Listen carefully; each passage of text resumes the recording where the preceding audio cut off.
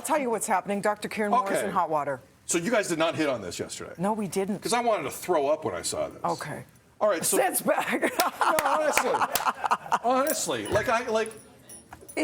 Doug Ford's government doing damage control. Specifically, I got to be honest, Dr. Kieran Moore, Chief Medical Officer of Health in Ontario, this isn't a Doug Ford issue as far as I'm concerned. Right. So, for those who missed it, a picture surfaced at a Toronto Life party. Was it over the weekend? It was. It was like most influential party. That's a Havaya Mighty. So this is the most influential Torontonians or Ontarians of the year. My invitation got lost in the mail.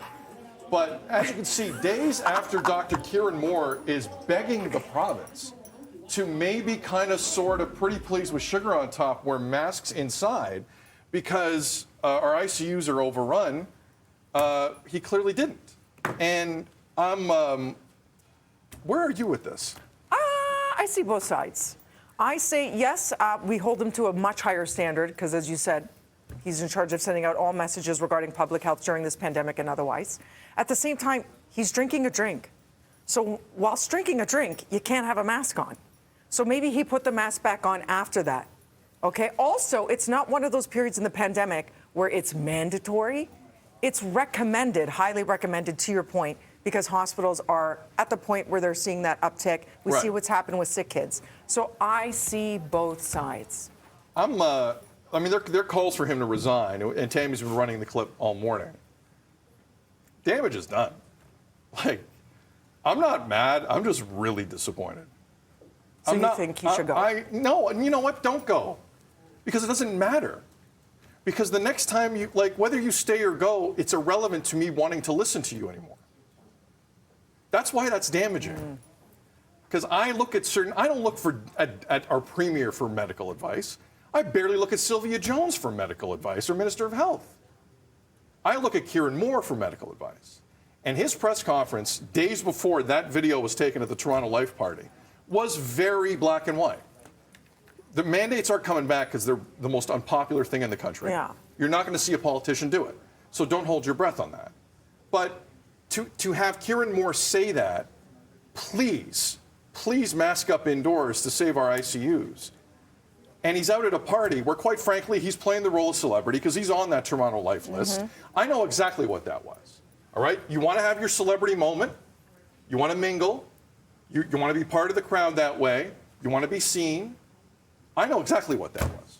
That's ego, and that's 100% ego-driven, and I completely understand that. But I don't have to listen to that man the next time he holds a press conference, and that's what's really disappointing, because now I'm out. He's lost. I'm out. Okay, so you've lost all faith in him. I'm Dr. And Kieran Moore. I'm sorry. That's one of the most brazen. I don't expect that from our premier. I'm not surprised Premier Doug Ford went into chambers the next day, breathing on everyone. That's the least shocking moment of my year. I'm so curious to see what everyone thinks at home, and I know you'll share it on Twitter at Breakfast TV. I'm curious to see at this point in the pandemic program where people sit with this. If this was during one of the crazy waves, I don't know if it would land differently. I do see both sides, because if you were to see him at a restaurant, would you fault him for eating? If he holds a press conference the day before begging me to wear a mask, maybe.